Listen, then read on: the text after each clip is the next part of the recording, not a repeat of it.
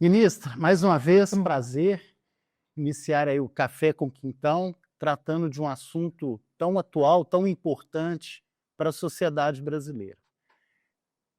Tenho acompanhado suas agendas e os dados revelam que nós temos um grande desafio sim, de garantir o acesso universal das mulheres a direitos básicos de cidadania, bem como também combater qualquer tipo de violência ou feminicídio. Eu sinto, às vezes, que a sociedade tem falhado nesse sentido, e por isso a importância do nosso presidente Lula criar um Ministério das Mulheres, colocar uma pessoa da sua envergadura para liderar esse pacto nacional Brasil contra o feminicídio. Eu queria que você falasse um pouco mais como que os estados e municípios estão participando, os desafios e os avanços até aqui conquistados. Que bom, André, é bom estar aqui com você. Essa iniciativa é muito legal, que eu acho que é isso, que a população também precisa, né? Informações de qualidade, informações verdadeiras, né? Como diz o presidente Lula, chega de mentiras. Então, é isso mesmo. O presidente Lula acertou muito quando ele decide liderar esse pacto que envolve os três poderes, legislativo, judiciário e o executivo, e tudo que nós queremos nesses 100 dias que passaram, nós já fizemos uma prestação de contas que deu muito certo. Eu disse ao presidente Lula, o pacto pegou, porque eu tenho ido a municípios e estados que querem fazer esse pacto, porque é essa união, né, dos esforços. Como a gente tem dito, essa questão da violência não é uma questão de um governo, nem de um projeto político, ideológico. Isso é uma questão da sociedade. Nós queremos ou não as mulheres vivas, nós queremos ou não as crianças, meninas, né, tendo a sua educação, seu desenvolvimento, todo o ciclo de vida, né, numa perspectiva mesmo de dignidade, de boa formação e cidadania. Se queremos isso, isso cabe a toda a sociedade, ao setor público, privado, às entidades. Então, esse pacto diz isso, né?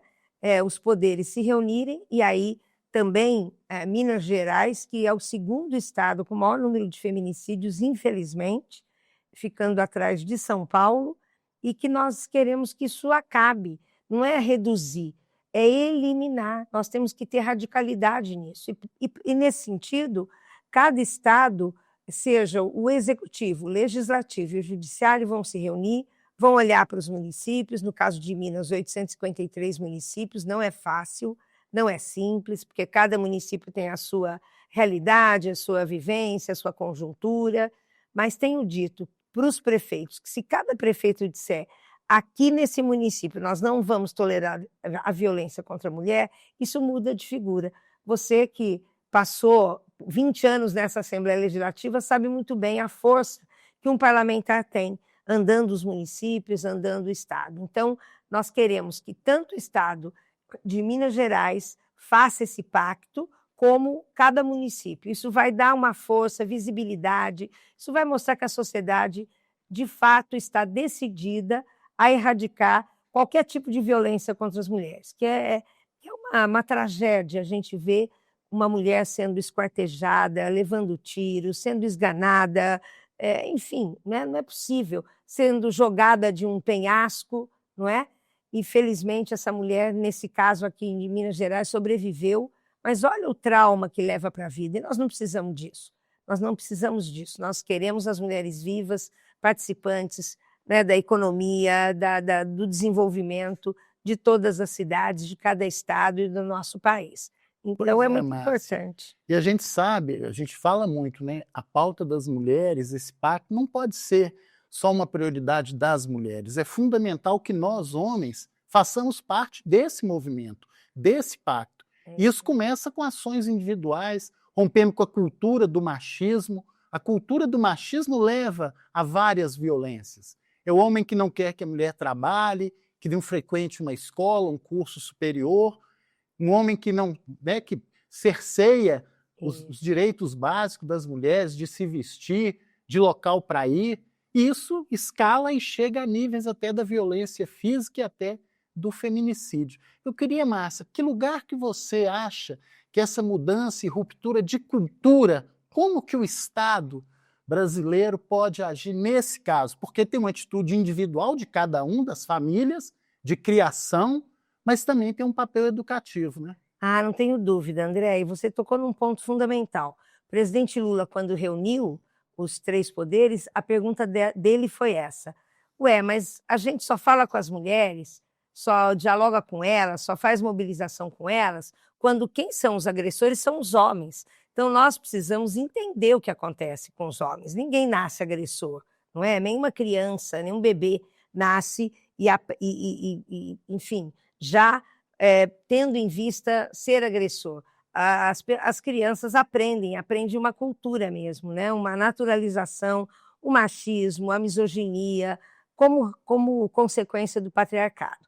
Então, o pacto prevê isso, prevê que nós também tenhamos essa dimensão de educação dos meninos e dos homens, de oficinas, de grupos reflexivos que o sistema de justiça já faz, e nós estamos oferecendo para os estados, para os municípios, para as igrejas, para onde tiver aglomeração, que a gente reúna os homens para falar sobre isso. E, nesse sentido, será muito importante leis que tratem disso, não é? Será muito importante políticas públicas voltadas para isso, e é nesse caminho que nós estamos indo. Tanto é que a gente combinou, fez um protocolo muito importante com o MEC. Nós teremos, pela regulamentação da Maria da Penha vai à escola, agora todo o ensino básico, fundamental e médio, crianças e adolescentes terão nos seus currículos esse conteúdo de os direitos das mulheres e de nenhuma violência contra a mulher. É isso que vai mudando a cultura, né? Eu acho que esse objetivo, essa meta é a mais difícil, a mudança de cultura. Você pode prender, você pode punir, você pode ampliar as políticas públicas. Agora, fazer mudança de cultura não depende de mim, de você, ou do presidente Lula, ou de quem quer que seja. É um processo que tem que ser aprendido, cultivado, e aí sim nós teremos as mudanças de atitudes necessárias. Muito legal essa tua pergunta. Pois é, ministra, você falou em políticas públicas. Eu tive a oportunidade de participar do governo Lula até recentemente. Fui convidado pelo presidente para ser o secretário nacional da Assistência Social numa tarefa de reconstrução e inovações. A ministra Márcia foi uma das responsáveis pela implantação desse sistema, um sistema nacional.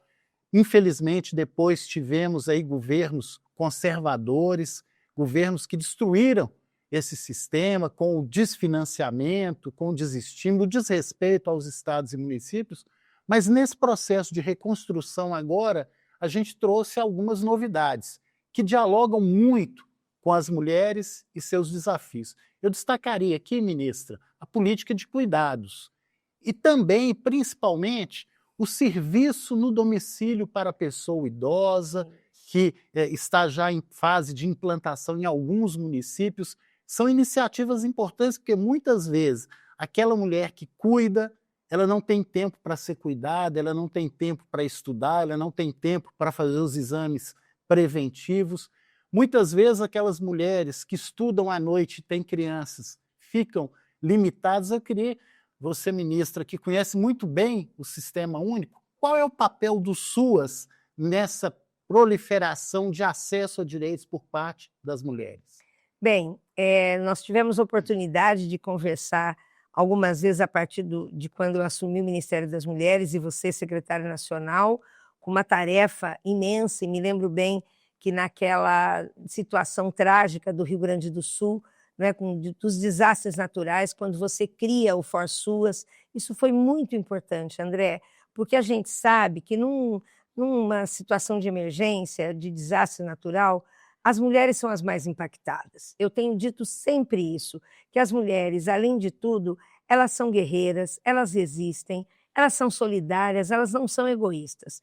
E numa situação de emergência, quando se perde uma casa, quando se alaga, quando se pega fogo numa casa, são as mulheres que no outro dia levantam e vão conversar, dialogar com a vizinhança, com o seu território, para saber como reconstruir isso.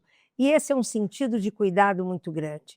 Então, quando se cria o ForSUAS, pelo SUAS, no Ministério do Desenvolvimento e Assistência Social, isso é um sinal de compromisso com cuidado com as pessoas.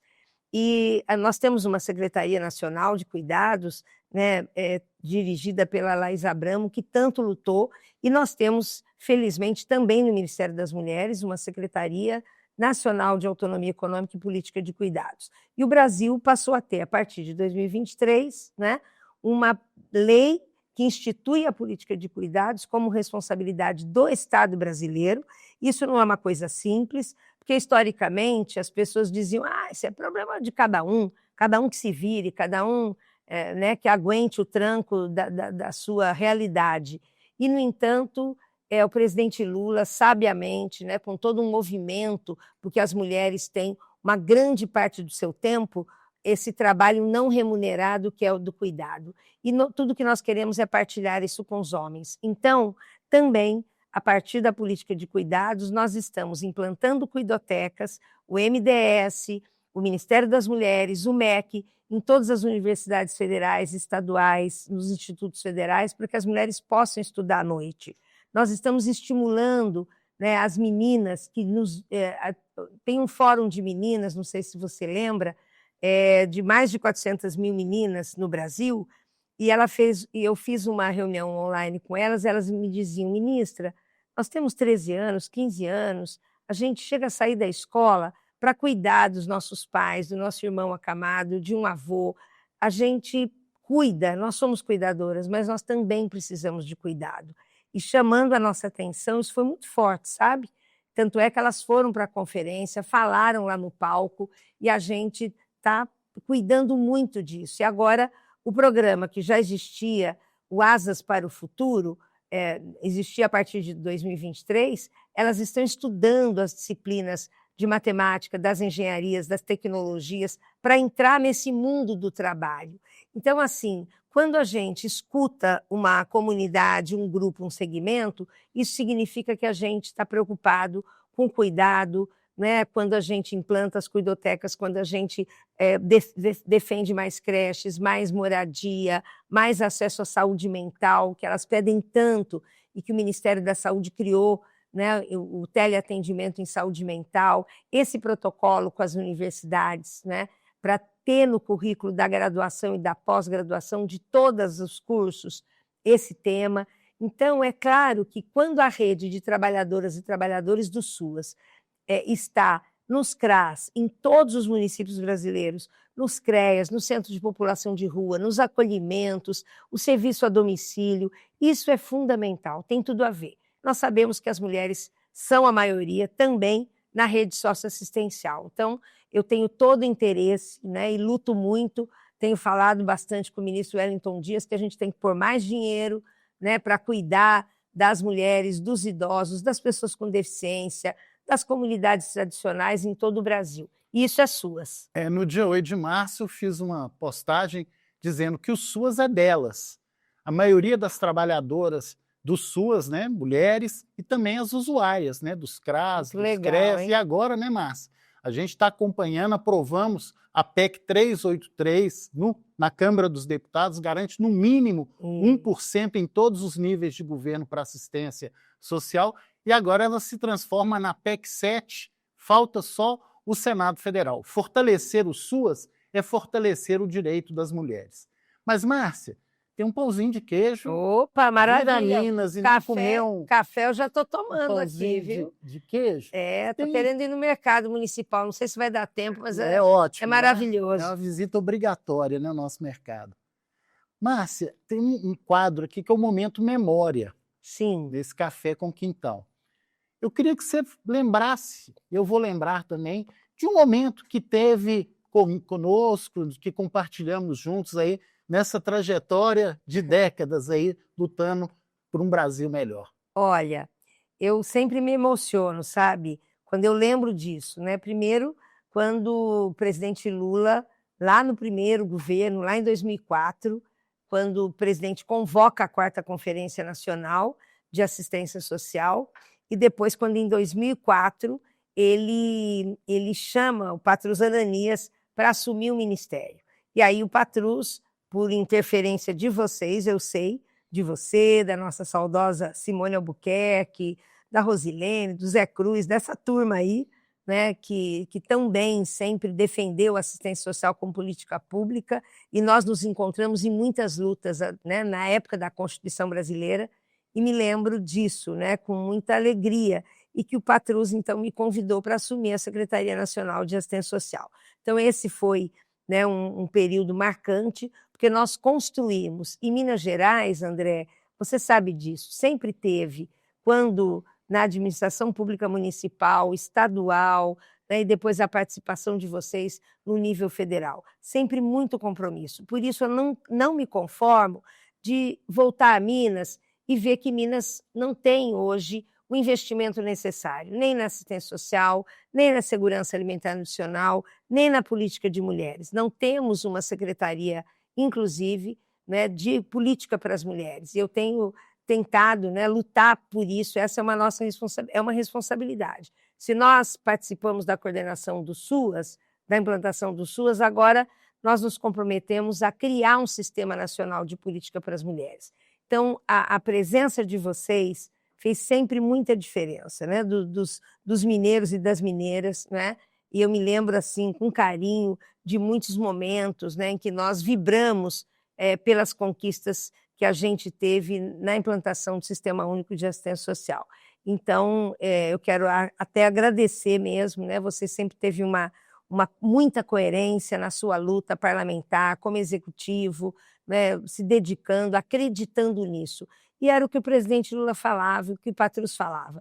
Ninguém consegue aprender de barriga vazia, né? O país saiu do mapa da fome, infelizmente o governo passado pôs o Brasil de novo no mapa da fome, agora voltando, tiramos o Brasil do mapa da fome, e assim é quando a gente tem convicção, quando a gente tem coerência, quando a gente sabe que nenhum país vai se desenvolver na economia se ele não tiver garantindo o acesso aos direitos fundamentais, né, de toda a população brasileira no seu ciclo de vida e nas suas diversidades todas. Ministro, você sabe que eu sou um admirador seu, fã de carteirinha, eu e a turma da assistência do Brasil inteiro, né? Nós tivemos uma trajetória parecida, né? Fomos do Legislativo Municipal, fomos gestores locais, a Márcia também professora universitária e depois ministra, agora ministra das Mulheres, mas eu tenho um momento, Márcia, que foi muito marcante, porque às vezes a gente se lembra em momentos quando somos governo, e são fundamentais, e você está cumprindo um belíssimo papel agora. Mas tem momentos também de resistência. E eu lembro muito de você, eu aqui na Assembleia de Minas, implantei e coordenei a Frente Parlamentar em Defesa do SUAS, eu sou autor da primeira lei estadual do SUAS aqui em Minas Gerais, só que o SUAS estava sendo destruído pelo governo anterior, que sequer realizou a Conferência Nacional. E a Márcia liberou um processo no Brasil inteiro, da Conferência Nacional Livre, Democrática e Popular. Então, esse momento foi marcante, porque ali o SUAS resistiu e preparou o terreno para que a gente reconstruísse e agora avançasse concretamente. Mas tem um outro quadro aqui, Márcia, também que é interessante, chama Na Boca do Povo. Opa! São assuntos aí que estão na boca do povo, são vários, né? Mas não é Copa do Mundo, não, tá? Sim. Nem o Neymar. Tá bom. Os assuntos aqui dizem respeito, inclusive, à sua atuação. Márcia, qual será o impacto do fim da jornada 6x1? Tá todo mundo pergunta, que negócio é esse da jornada 6x1? Como que isso impacta a vida das mulheres? É uma reflexão muito importante, viu? Acompanhe o que a Márcia vai dizer. Bom, André, a gente vai no Brasil, né? A gente foi naturalizando, achando que era normal, natural. A gente fala de dupla, tripla jornada de trabalho para as mulheres, como se isso fosse normal, tranquilo e para sempre. E agora a gente descobriu, sempre os nossos governos, por isso tem muita honra dos governos do presidente Lula, da presidenta Dilma, né, que foi muito injustiçada, e um dia nós ainda vamos fazer essa reparação, né, a vida dela e a pessoa dela, mas assim, a luta das trabalhadoras e dos trabalhadores pela jornada 6x1, por quê? Porque já está provado. Aquelas empresas que já aplicam 5x2 nos dizem isso nos animou demais. a defender mais ainda o fim da escala 6x1, que o presidente Lula e ninguém do nosso governo teve dúvida em defender, né, em articular, em mobilizar, em falar disso, que é justamente o impacto disso, e no meu caso, eu falei muito sobre o impacto na vida das mulheres. Quer dizer, a dupla e tripla jornada de trabalho para as mulheres fazer com que as mulheres, nem o domingo, que geralmente, ou o dia de folga, era um dia de fato de descanso. As mulheres, na verdade, não descansam nunca, porque, né, se a gente for ou para uma igreja, ou para um sindicato, ou para uma mobilização, estão lá as mulheres, que são sempre a maioria. Então, ter 2 dias significa as mulheres poderem cuidar muito mais de si, da sua saúde. Outro dia uma mulher me dizia, agora eu vou fazer um tratamento de dente que eu nunca fiz na minha vida. Agora eu vou poder levar meus filhos no circo, que o circo vem e vai embora, uma exposição, e eu nunca curto isso. Então as mulheres vão curtir com seus filhos, as mulheres vão cuidar mais da sua saúde, as mulheres vão reorganizar sua rotina de vida, as mulheres terão tempo para militar, para participar ainda mais, né? Seja com a sua família, com movimentos sociais. Então, eu não tenho dúvida, essa é a tendência mundial, não é do Brasil e nem da América Latina, isso é uma tendência mundial. O mundo do trabalho mudou, está transformado, nós sabemos da precarização das condições de vida, né? E a luta pela igualdade salarial, a luta por descanso, a luta pelo direito, né, ao ócio, nós temos livros escritos sobre isso, né? Isso faz bem para a saúde mental. Então, não tenho dúvida, nós vamos diminuir o absenteísmo nas empresas, nós vamos aumentar a produtividade, nós vamos melhorar a condição de saúde e de realização das mulheres, seja no setor público-privado, enfim, aonde for necessário. Eu não tenho dúvida que nós vamos viver um outro tempo nessa relação de trabalho no Brasil.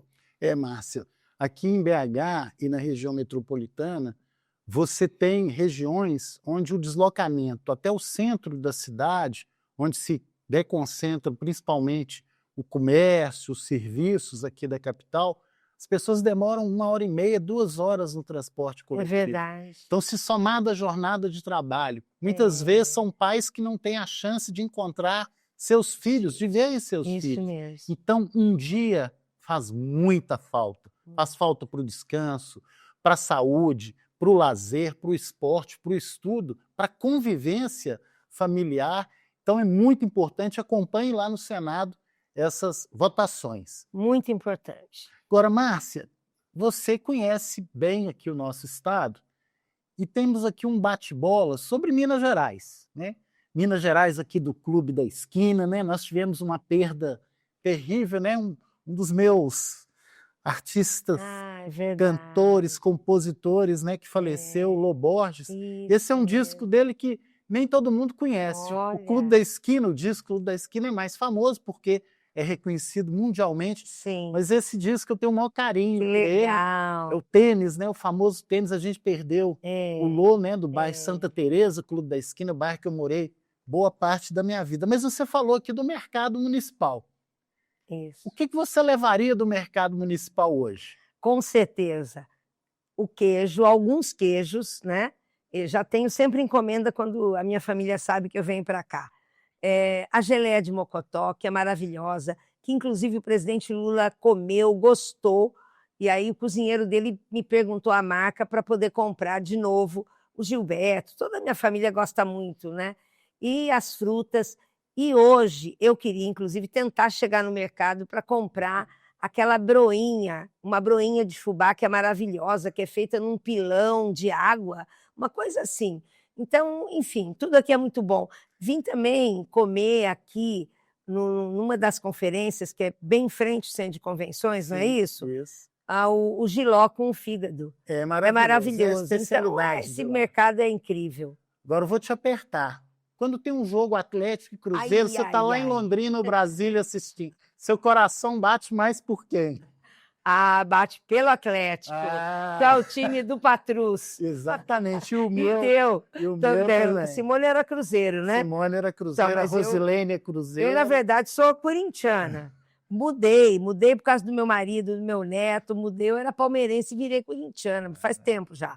mas aqui em Minas eu sou atleticana. Manda um abraço para o Paulo lá. Mando sim. Grande ser humano. Márcia, você tem algum hábito que você acha que é de Minas Gerais? Ou qual hábito de mineiro que você gosta, o sotaque, alguma coisa que você diferencia? Olha, esse aqui é mineiro. Eu gosto muito do sotaque, sabia? E a gente lá em Londrina, eu sou do Paraná, e Londrina tem muito mineiro e muito paulista. Então, por exemplo, a gente fala trem, né? A gente tem uns termos que a gente usa como os mineiros, mas eu gosto muito do sotaque, gosto muito da gastronomia, da arte, da música, dos artesanatos, fico encantada. Então, quando eu venho para cá, eu levo sempre uma malinha embora, viu, André? Que bom. Para a gente encerrando, Márcia, qual momento dessa longa trajetória de vida pública sua que você gostaria de reviver? Puxa vida, olha, eu acho que é sempre o momento em que a gente teve boas conquistas, né?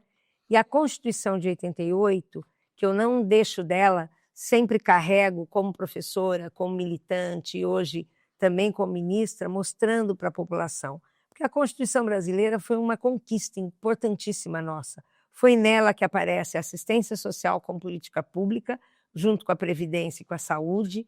É nela que está o artigo 6º, que fala dos direitos da população, o artigo 3º. Então, acho que a conquista é a democracia. Viver a democracia é fundamental.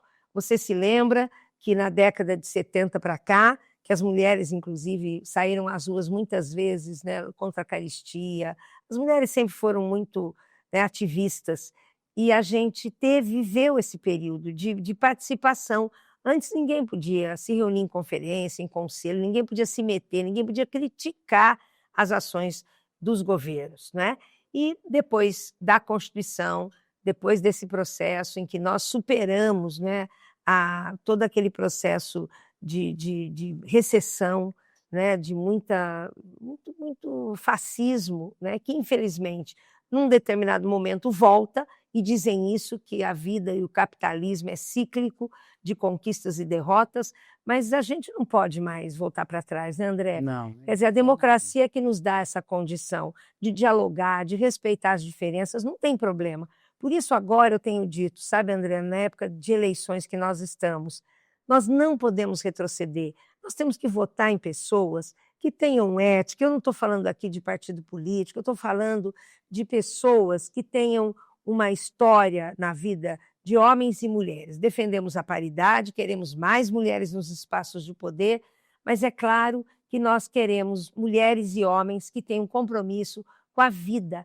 É trágico a gente ver que as eleitoras e eleitores votem em pessoas que depois vão virar as costas, nunca mais vão falar com esses eleitores e eleitoras, nunca mais vão saber se as mulheres estão sofrendo violência, estão desempregadas, estão sem casa, estão inseguras, né? Então, o que eu mais me lembro é dessas conquistas da democracia, que nos põe num outro patamar de humanização, de vida, de organização. Então, acho que isso é fundamental. Eu fiz essa pergunta porque um dia desses me fizeram essa pergunta e eu fiquei assim, fazendo mesmo uma retrospectiva, né, de todos os momentos na trajetória pública. Me lembrei muito do período aqui da prefeitura, quando eu fui secretário. Na época era implantar a LOAS, né? Foi de 93 a 94, no governo do 93 a 96, no governo do Patrus aqui. Então foi um momento muito importante, foi a estrutura, inclusive, que serviu de base para o SUS. Mas, sem dúvida, Márcia, eu respondi que eu queria reviver meus anos na Assembleia Legislativa, né? Eu tive uma atuação na Assembleia que deixa um legado até hoje, né? Claro. Implantei a Comissão de Participação Popular, o projeto Parlamento Jovem, que hoje está presente em todo o estado de Minas Gerais. Fui autor, né, da Lei do SUAS, representei a Assembleia no Conselho de Segurança Alimentar e Nutricional, implantei a Frente Parlamentar da Criança e do Adolescente e depois da Assistência Social. Tive uma experiência assim, que me mexeu muito. Eu fui relator da CPI da tragédia criminosa de Brumadinho, e agora que o processo está andando, né, do ponto de vista da justiça, Sim, visando a punição dos responsáveis, então eu quero reviver, inclusive, muito bom. agora reviver melhorando, né? O aprendizado lá em Brasília foi muito bom, mas eu estava com saudade aqui de Belo Horizonte, saudade de Minas Gerais, A das gente não queria te montanhas. liberar, não. Eu sei, teve muito movimento pela generosidade de vocês para que eu continuasse lá em Brasília. Mas eu vim com o coração muito aquecido.